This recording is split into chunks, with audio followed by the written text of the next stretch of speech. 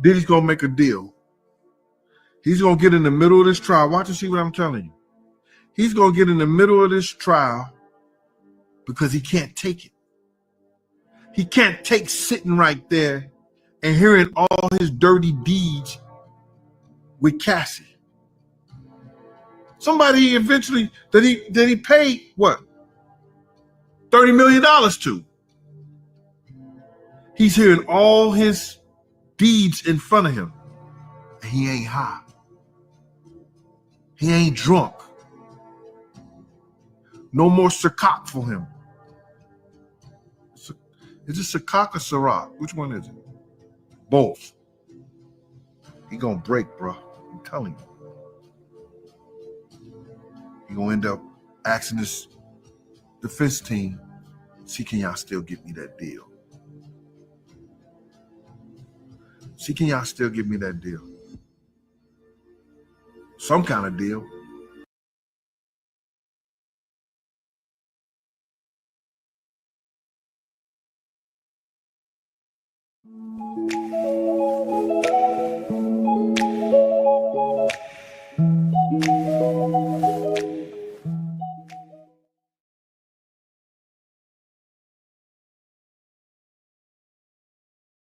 Welcome to Nora Christine Live. It's your girl, Nora Christine here. And we are live this evening and we're talking about Diddy's insane Vizine bottle secret exposed. At the end of the live, I am going to tell you what Diddy had in Vizine bottles, okay? But that first clip was Gene Deal. Now, Gene Deal is one of his longtime ex-bodyguards. And he's saying he suspects Diddy is going to take a deal. Now, I also read this tweet this evening and it was a good point someone brought up. Diddy was a hardcore smug user for the past 20 plus years. Imagine how desperate he probably is at this point, being sober. This is probably the most sober Diddy has probably been in over 20 years. So I could only imagine how painstaking it was, okay? However, I don't agree that he's going to take a deal. I don't agree even that he may be even found guilty. I'm going to talk about tonight that we have a racketeering case with no evidence of racketeering. All right. I have not heard any evidence of racketeering. Have I heard evidence of domestic violence? Yes. Have I heard cases of assault? Yes. Have I heard evidence of let's say drug abuse? Absolutely. I'm not saying any of that is not true, but I've yet to hear about his co-conspirators, how it's organized. Racketeering is defined by federal and state laws as a pattern of illegal activity carried out by an organized group to profit financially from illegal means. Now, there was a lot of illegal stuff going on. There was prostitution. And guess who was the John, based on the testimony I've heard? Cassie. Cassie was the one that handed the money to the prostitutes, okay? Cassie was the one that organized a lot of these events. Even the assistant, allegedly, the assistant was engaged in prostitution too. The assistant was assaulting people, along with Diddy, yes. I'm not saying he wasn't, but I have not heard how Diddy profited financially from these things other than his sick, twisted enjoyment. Now, is pleasure a form of profiting now? Let's read the definition again. Profit financially, financial, not pleasure-wise. So yeah, we're gonna break that down tonight, and I'm gonna continuously driving this home. And I don't like Diddy. I'm gonna be clear. I think Diddy is a schmonster. I'll be honest with you.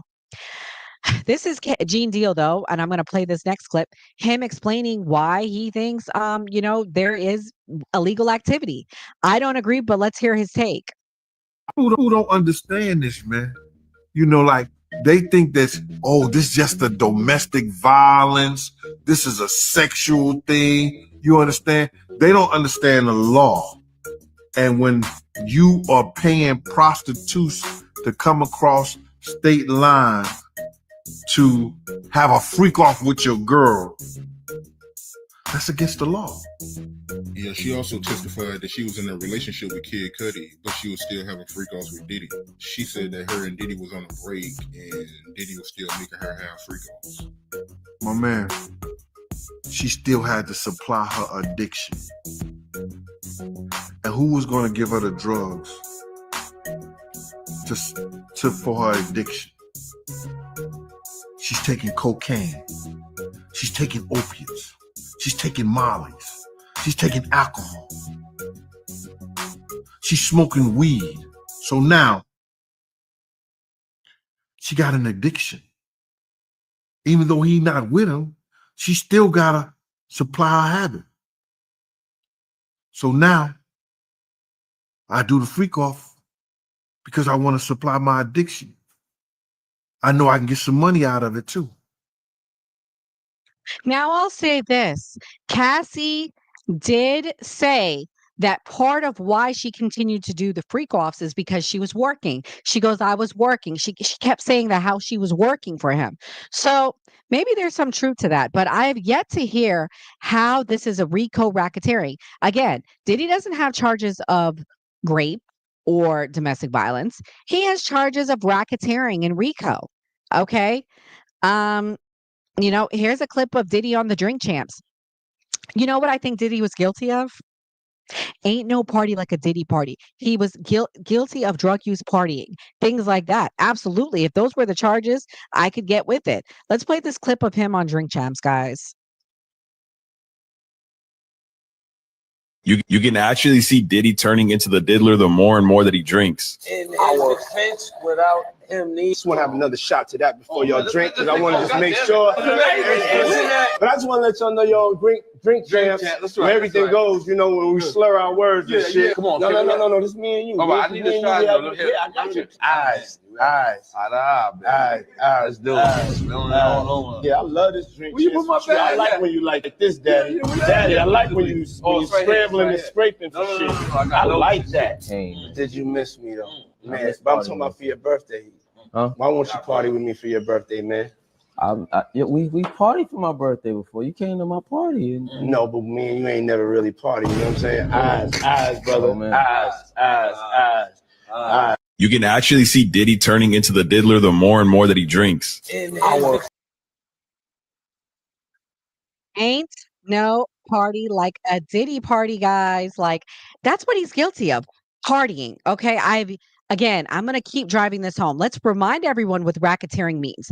It's defined by federal and state laws as a pattern of illegal activity carried by an organized group to profit financially from illegal means. It involves a series of crimes, often including fraud, extortion, bribery, and other related offenses. So, allegedly he extorted. I did hear extortion. I'm going to tell you what I did hear him guilty of. What I did hear him guilty of, and hey guys, please hit the like button if you're watching. Give your girl a follow. If you're watching on X, go follow me on Nora Christine Live on YouTube, and you can add to the conversation here. Hit the like button. But what I did hear him say, what I did hear him do, is he did extort. Allegedly, he was telling Cassie, hey, if you don't do what I say, because he was mad she was with Kid Cudi at the time. If you don't do what I say, give me $20,000. And if you don't give me $20,000, then what I'm going to do is I'm going to then release this tapes of you, because he liked to tape things. And she called up her parents and she goes, I need 20,000, because she had no money. And they went and they put a second mortgage on their house, and they sent it, and they sent it to him. And 4 days later, guess what Diddy did? That was the extortion. He sent it back. So I don't know. Like, can he still be charged if he sent it back? I don't know. That's for you guys to let me know. But yeah, so guys, more is coming out. I really, really, really like Inner City Press. So I'm going to give you my secrets on where I get it from. But, you can come listen to me read to you. Everybody hates reading. But shout out to them because they've done a really great job. So Sean Combs was sued for rape in Hotel Rio. And Sharika Sharad gives name to move forward. So basically, this was back in 2014, 2015. He was sued. He allegedly raped her. So yeah, I mean, has tons and tons of lawsuits everywhere. And Tony Busby, of course, is all over it. We know he's the same attorney that was involved, with Shannon Sharp, Jay-Z representing the alleged victims. So yeah, pretty much today's trial was about the schmugs, the sealed photos, the when they raided the house. What was interesting to me today from today's trial um, is pretty much they talked about what they found when they raided his Miami home. That was interesting because, guys, guess what they used to raid his Miami home? A boat. And so his defense was like, hey, that kind of seems like overkill. Like, no, like that's not overkill. Like, it's crazy. Like, they used a boat. And then the pictures that they took, the guns were like pulled apart. So they didn't take them when they actually had them. They also had like an expert witness on abuse, Dawn Hughes. I guess she's a psychiatrist. She testified for the Amber Heard trial against Depp and was grilled by Combs' 10th lawyer, Alexandra Shapiro's husband, Jonathan Bach. But the moment of the day may have been the defense asked to seal, and the SDNY prosecutors agreeing to seal a defense photo exhibit of Combs with unnamed people. So basically, there's photos that came out. They won't say who are in the photos. That's what's interesting to me. But of course, it's a lot of like they don't want none of this coming out. That's the crazy part. They want everything to be sealed. They want everything to be sealed. They don't want anything coming out. And they're trying to get all their witnesses together. Supposedly, Kid Cudi is going to be testifying. He was supposed to come today. He didn't show up for whatever reason. They're saying tomorrow is going to be the day he comes. Also, Gina, his ex-girlfriend, I'm hearing is being named, which is interesting. Basically, Gina, for whatever reason, they're saying she's choosing not to come. And Kid Cudi is also avoiding it. I don't think these people want their lives on, the prosecutor's case. Don't let them fool you. It's falling apart because they can't get witnesses. Cassie is one of the witnesses that they had, but she's one. And honestly, I don't think Cassie's going to be the nail in the coffin for him. I think they need all these other people as cooperating witnesses. This basically feels like, to me, is giving ex-girlfriend pissed off vibes. It's not giving, cooperating witnesses, okay? You know, it's also people, they're his defense are coming out and they're complaining to Judge Carter about the difficulty of visiting him in the NBC and Combs reviewing Discovery. So now they're trying to possibly move him, I think. So I'm interested if they're going to move him because the jail he's in, guys, is the worst in New York City. So it would be interesting to see if they move him. I doubt that they are because I'm sure it's going to be a heck of a hell to get him there every day to and from. So I'm curious what they're going to end up doing. Also, guys, tell me, I want to know your thoughts. Have you heard any racketeering evidence yet? I personally have not, but hey, I could be wrong. So I'm going to play this clip. It's a summary from Lauren Collins. She's a reporter that I really, really like while I get my notes together. So let's just watch her real quick because she's actually inside the courtroom. And I feel like a lot of these people are giving very. Hi, everyone. It's lunchtime, and it's day 8 of the U.S. versus Sean Combs. And just bear with me. It's a little bit chilly out. So we finished off with the direct examination of the HSI Special Agent Gerard Gannon. And Gerard Gannon, yesterday when we left off, he was going through all of the evidence that he found, the photos that he took, and we saw the 2 AR-15s. And remember, they were separated. The upper barrel was not with the lower barrel, and the magazines were separated. However, the guns were loaded. Well, when we started off this morning, we were shown 12 to 13 pairs of 7-inch platform heels, and specifically these red platform heels. And it was wild to see a special agent show us these platform red heels on the stand. We also saw Balenciaga boots that had 3 different cell phones in them. There was a 4th cell phone found in a bedroom.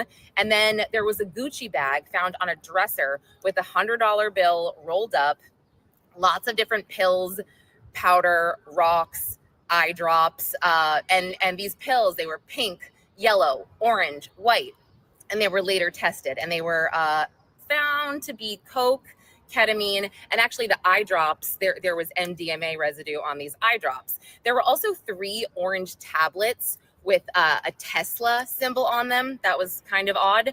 And then there was Xanax. And then we got to the bathroom, and in the bathroom there was this wooden box that had the word Puffy inscribed in the top on this gold plaque. And in that box, there was mushroom pills and a bag of crystal rocks, which they later tested, and that turned out to be MDMA.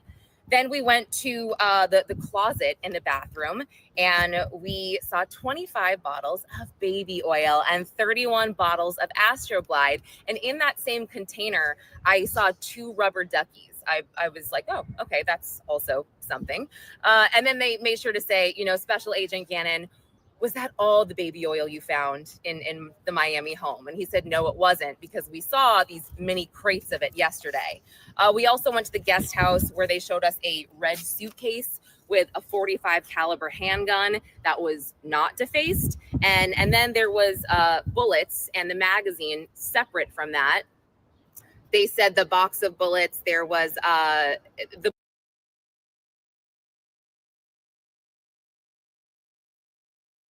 So, guys, that was a little clip of what was found. I just wanted her to be able to describe it because she saw it. Pretty much, this was the Agent Gannon. He was continuing his testimony from yesterday. He said he found guns. He said he found schmugs.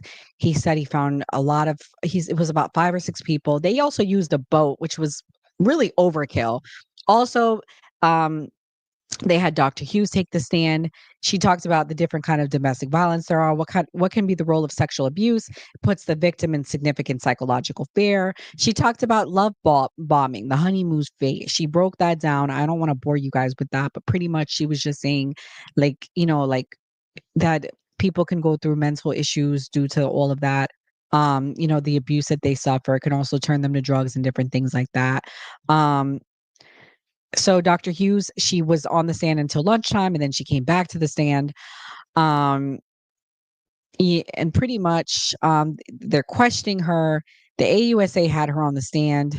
The jurors left. Then they talked about, breaking down what can be shown to the jurors, and they disputed certain things and what can they do.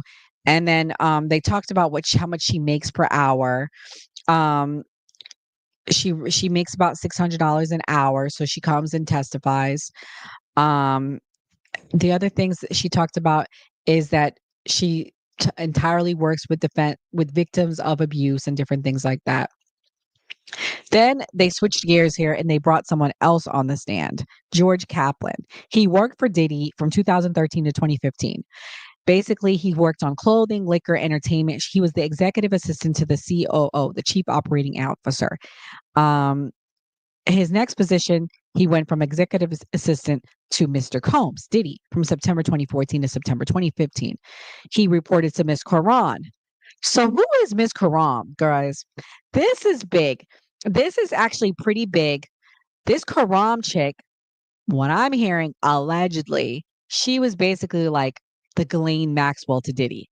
I don't know how true that is. Allegedly, that's what I'm hearing. That she was like the Ghislaine Maxwell to Diddy. That's what a lot of people said. His executive assistant was Christina Graham and Neil Dominic. So basically, I wonder if she's going to testify for defense or if she's going to testify for him. Like, I don't know what's going to happen, but this chick, I've heard a lot of things about her. Okay, so moving on.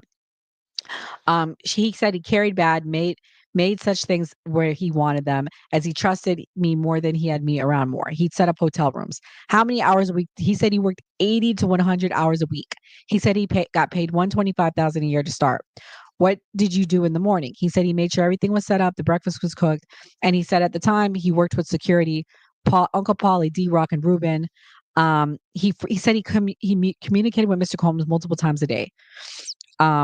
Did he threaten you? He said he threatened my job. How often? Maybe monthly. He'd say he was only to be surrounded by the best people and that he wasn't the best. For example, he went me So he sent him for a liter of water. And instead of him bringing back one, I brought back 2 liters.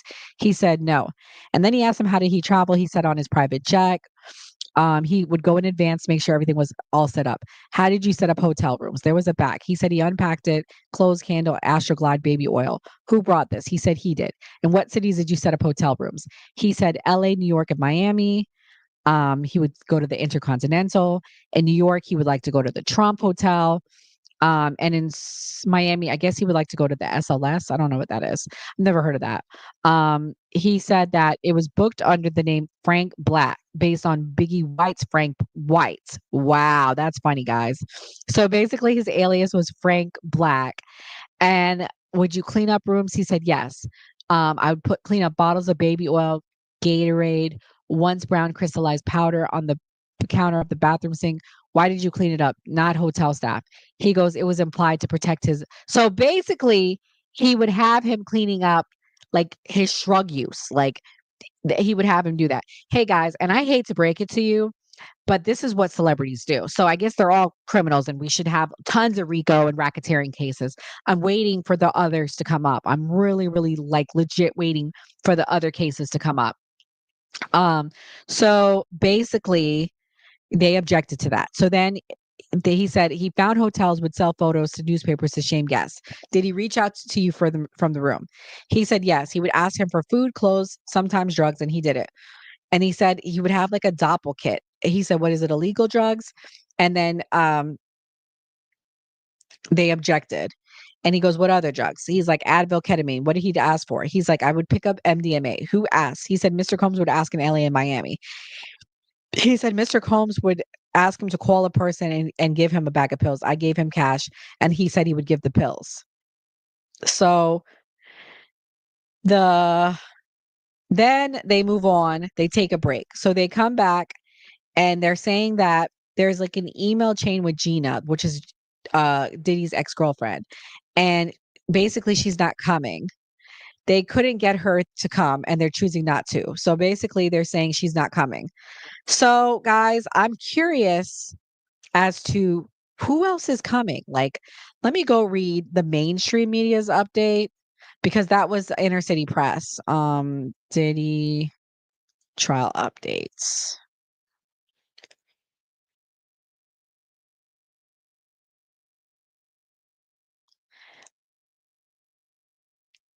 Guys, hit the like button if you're watching. Hit the like button. They keep saying saying that Kid Cudi's gonna hit the stand, guys. Let me know if you guys think he's gonna hit the stand. If you like what you're seeing, please hit the like button. Please give me a subscription.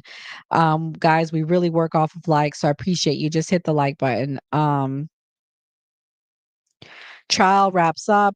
So basically, they're saying tomorrow George Kaplan will be coming back to the stand. He's gonna do a direct exam, across. Yeah, pretty much.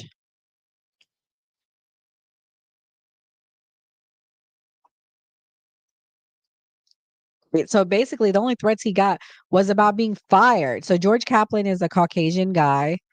And basically he said he kept threatening to fire him. And that was pretty much the only threats. Oh my God, he's such a schmurder. He threatened to fire him.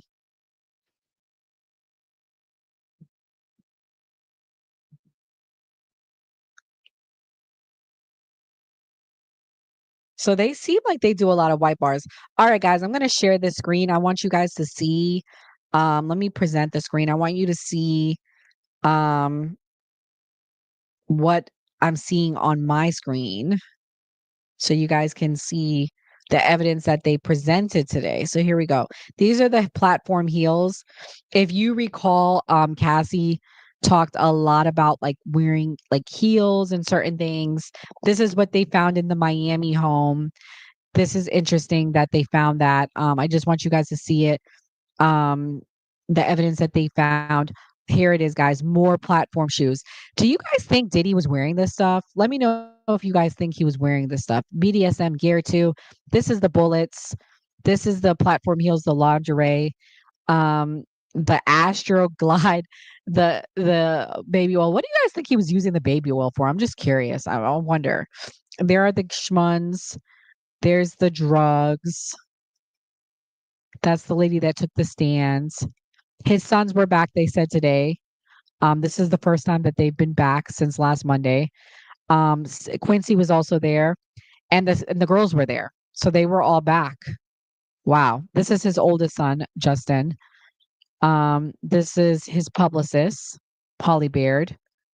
So pretty much big people. This is this is his actual like bathroom. What do you want? Love you. So I guess some women wrote things on the mirrors. That's weird.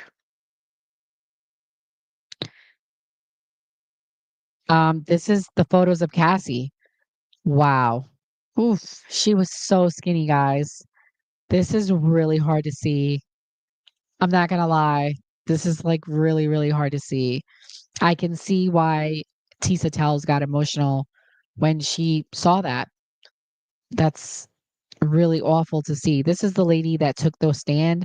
They're not obviously allowing people inside the courtroom, but she took the stand during the Amber Heard Johnny Depp case. This is another evidence of the shguns. This is all the BDSM stuff that he had. Yeah. This is a close-up picture of all the baby oil and Astroglide.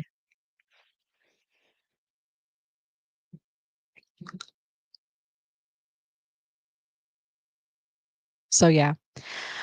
Whew, that was a hard picture to see, guys. I'm not gonna lie. That was hard to see her bruised body.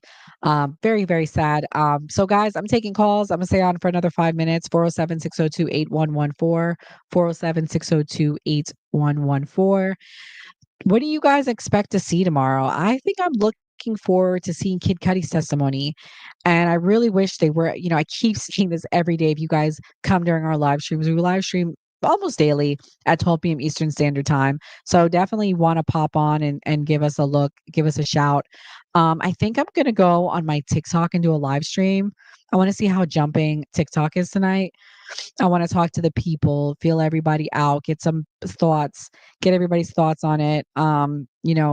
If you guys aren't following me, please go to @NoraChristine26. You can give me a follow on TikTok. I'm gonna go do a live. I'm gonna live stream. I want to know all your thoughts. Come back tomorrow at 12 p.m. Eastern Standard Time. If you haven't already, please give me a like button, hit the like button.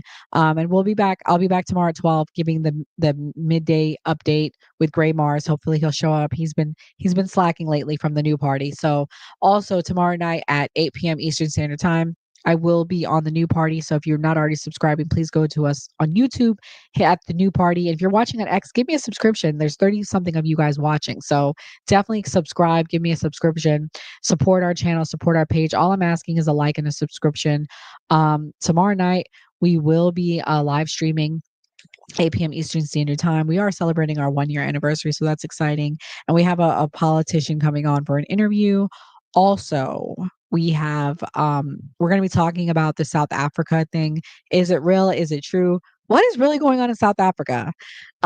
President Trump entertained the president of South Africa today. Got pretty heated, so looking forward to that. But like I always say, God bless. Have a good evening. Thanks for watching, guys.